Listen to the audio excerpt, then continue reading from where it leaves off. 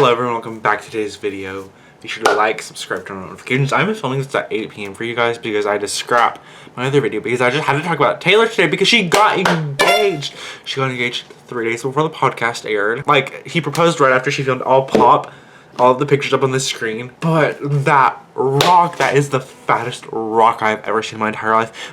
Actually, it's not even a rock, it's a literal boulder. So I just had to get that out of the way. I'm so happy for our girl. She is finally got what she has been writing about for the last 2 decades. So happy for her. And let's get into the video.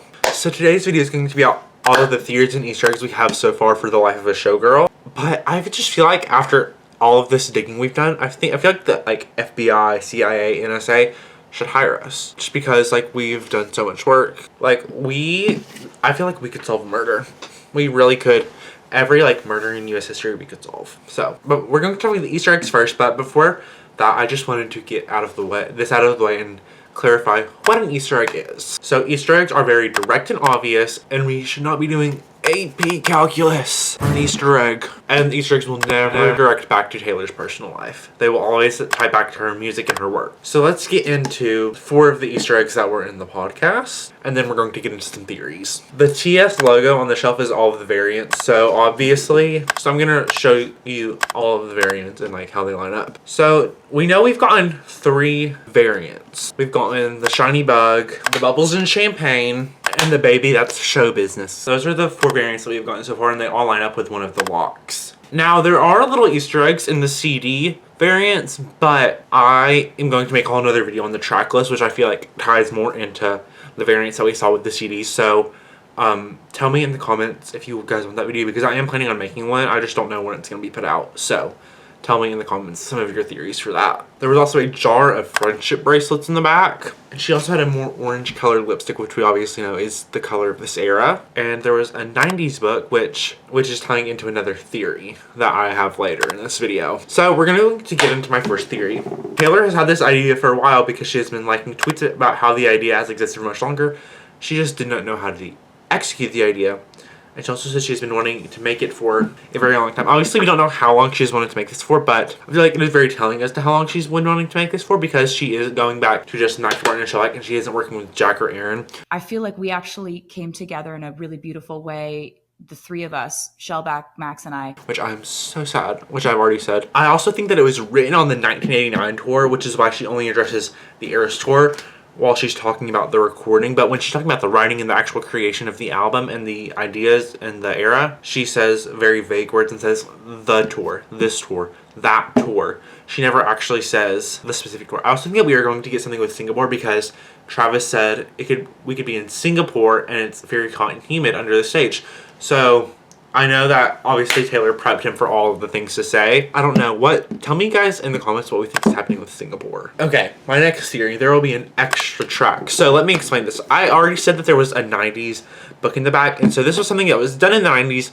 Artists and songwriters and creators would put an extra song on the album that wasn't actually announced with the rest of the track list. It was available on anywhere else. You just had to buy the physical album, and that's where the track was. It would not be released as a single. It was very rare. And it also looks like she was covering up a track, not covering up a track, but her pinky was pointing towards this little box that looked kind of out of place when she was holding the album. That's a weird way to hold the album. But also maybe the deluxe CDs and the vinyls all have a 13th track that's different. With every variant she's released of the vinyls, they all have a different 13th track. So the Tiny Bubbles and Champagne have 1/13th track. Shiny Beetle has 1/13th track. Maybe that Show Business has 1/13th track. But they're all different, or they could all be the same. I would be down for either. I would be down for all 12 tracks.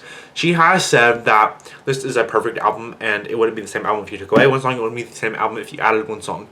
But I do think that we will be getting a deluxe version of some sorts, because 1989 was the same way the original 1989 album. You couldn't add a song and it'd be the same album. You couldn't take away a song and have it be the same album. 1989 is 1989, which is why I feel like the Vault tracks and even the deluxe tracks that were released originally in 2015 feel so out of place, because 1989 was pop perfection, much like this album will also be pop perfection. Super Bowl performance. You guys, I really need to hope I can start making money from YouTube, so that I can go to the Super Bowl, because if Taylor performs there, I will lose it. Which I think Travis and Jason's reactions kind of give us insight, because Travis has a bad poker face, like Taylor would say things and he would just like start laughing. And we all know like Travis has the worst poker face. So, and also it's the 60th Super Bowl and Levi Stadium, which is where the Super Bowl is being held, where the 47th show of the Eras Tour is, and 60 minus 47 is 13 because we know our girl loves numerology. And she also says, if there's one thing male sports fans want to see on their screens and in their spaces, it's more of me. Which I was like, that's obviously true. Like, I think she knows that. But I wonder if it was an Easter egg because we know none of it is accidental. She does everything perfectly. She is mastermind. Was that because they're going to be seeing a lot of her this football season because they're engaged? Or is it because she's performing at the Super Bowl, which every sports fan in the world, in America, well, I guess not the world, in America watches. Also, someone tweeted when Taylor brought out Sabrina in New Orleans talking about, and then Taylor Nation replied saying, how does it only have 47 likes? And so that was like kind of, and the last Super Bowl was held in New Orleans at the stadium Taylor played in when she brought out Sabrina. And so she said the number 47, and the 47th show was in San Francisco, which is where the Super Bowl is being held. Of course, she probably would have known at that point, or she would have had an idea. She also talks about funfetti sourdough, and Pillsbury created funfetti in 1989. So we're gonna get back into sourdough later, but let me say this next point. There was also, when she says something like, you can like do something upside down, backwards, braille, she then like moves to the side,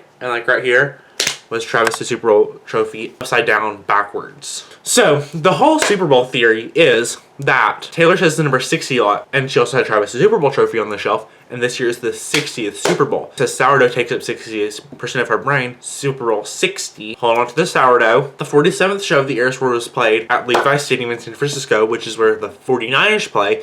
The 49ers mascot is Sourdough Sam. So she, like all of that together, she's playing the Super Bowl. Okay, I feel like that was a lot of word vomit about the Super Bowl. She also hints at a lot of things that seem like they could be lyrics during the podcast, much like she did during the NYU speech when she was basically just hinting at every lyric on the Midnight's album. So some of the lyrics are, when the lights are bright, he slows down time, the glorious fortuitous mistake, easier than principle and in practice, your energy is expensive. I think that those 4 things could be lyrics. I also think that every name we have gotten for vinyl variants are lyrics, just like how all of the names for the vinyl variants for Tortured Poets were song names. I think that these are going to be lyrics. So there could be a musical, female rage musical. We know that she trademarked the phrase female rage the musical a little while back, and she says Easter eggs point back to music. And then she pauses and goes, or a musical or something. It's always going to be towards music or a musical, something I'm coming up with, something I have coming up. So could we be getting female rage the musical? I feel like Taylor is scarred by Cats from when she did Cats, that she might not do a musical, but or maybe it's the name of the Eras Tour documentary, or maybe it's the name of the whole extended version of the Eras Tour documentary, including Tortured Poets, because we know that she did have a camera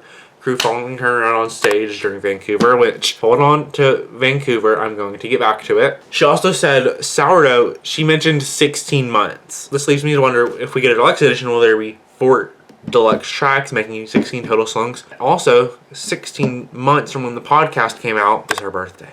Her 37th birthday, December 13th, 2026. She is a mastermind. She also said Jason is a cricket, which Jiminy Cricket from Pinocchio was also on the shelf, which I'm going to talk more about Pinocchio and my theories regarding him when I make my track list video. Let me tell y'all when that track list video is going to come out. I've not filmed it, but we're going to tell you when it comes out. The track list video will be out on Sunday. You have that to look forward to. She said sourdough is an underworld, and we all know that. What's an underworld? Underworld is like hell. And in the Carmen music video, she shows like heaven, and then she flips it back to hell or an underworld. So I wonder if that's something to come back to later and see in something. I don't really know what we would see it in. It would be exciting to see it in something. So I don't know how to pronounce this word, so I'm going to put it up on the screen. It's an artist, and he used lots of graffiti in his art, and it was one of the books that were on the bookshelf in the back of the podcast. And we also know that the main wall is something that has graffiti that she's done in her work.